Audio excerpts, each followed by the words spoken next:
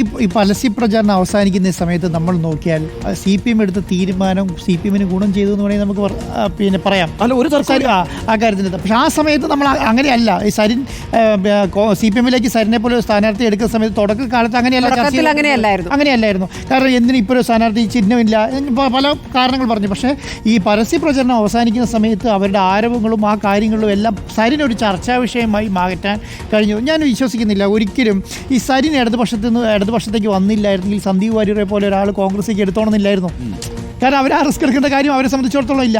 അപ്പം അവരെന്താണ്, അവർ ചോദ്യത്തിന് മറുപടി പറഞ്ഞ് പോയ സ്ഥലത്ത് നിന്നും ഒരു സർജിക്കൽ സ്ട്രൈക്ക് മുഖാന്തരം സന്ദീപിനെ കൂടെ കൊണ്ടുവന്ന് ഒരു രംഗം ചേഞ്ച് ചെയ്യാൻ വേണ്ടിയിട്ട് കോൺഗ്രസിന് കഴിഞ്ഞു. അതിന് കാരണക്കാരനായി നിന്നത് സരിനാണെന്ന് വേണമെങ്കിൽ പറയാം. അതുപോലെ ഈ പ്രിയങ്ക ഗാന്ധി വയനാട്ടിൽ വന്നു എന്ന് പറയുന്ന ഒരു വലിയ ആരവമുണ്ടല്ലോ, ആ ആരവത്തെ ഇല്ലാതാക്കാനും ഈ പറഞ്ഞ സരിൻ്റെ വരവോടുകൂടി സാധിച്ചു എന്നുള്ളതാണ്. അപ്പോൾ CPMനെ സംബന്ധിച്ച്, ഇടതുപക്ഷത്തെ സംബന്ധിച്ചോളം സരിൻ സ്ഥാനാർത്ഥിയായത് അവരുടെ ഒരു വിജയം, അവർ ഈ പറയുന്ന സരിൻ വന്നതൊരു വിജയ സംവിധാനമായി മാറി എന്നുള്ളതൊരു സംശയമില്ല ഇപ്പോഴത്തെ സിറ്റുവേഷൻ. MP രാജേഷ് അല്പം മുമ്പ് നമ്മളോട് പറയുന്നുണ്ടല്ലോ, MP രാജേഷ് പറഞ്ഞത് എന്താ, ഞങ്ങളാണ് ഈ തെരഞ്ഞെടുപ്പിന്റെ അജണ്ട നിശ്ചയിച്ചത്, ഞങ്ങൾ നിശ്ചയിച്ച അജണ്ടയുടെ പിന്നാലെ മറ്റ് രണ്ട് മുന്നണികളും വരാൻ ബാധ്യസ്ഥമായി എന്ന് മാത്രമല്ല അദ്ദേഹം ഉപയോഗിച്ചൊരു വാക്കെന്ന് പറയുന്നത് ഡ്രൈവിംഗ് സീറ്റിലിരുന്നത് ഈ തെരഞ്ഞെടുപ്പിൽ സരിനാണ് എന്നാണ്. ആ അർത്ഥത്തിലൊക്കെ സരിന്റെ കാൻഡിഡേച്ചർ എന്ന് പറയുന്നത് ഈ തെരഞ്ഞെടുപ്പിൽ CPMനെ സംബന്ധിച്ചിടത്തോളം ഒരു ഓളം ഉണ്ടാക്കാൻ കഴിഞ്ഞു എന്നുള്ളതിനകത്ത് ഒരു സംശയവും വേണ്ട. ആ രീതിയിൽ നോക്കുമ്പോൾ ഇപ്പോൾ തലേദിവസം രാത്രി വരെ കോൺഗ്രസിൻ്റെയോ അല്ലെങ്കിൽ BJPയുടെയോ വക്താവായിരുന്നു അല്ലെങ്കിൽ സംസ്ഥാന നേതാവായിരുന്നു ഒരാളെ പിടിച്ച് പിറ്റേ ദിവസം രാവിലെ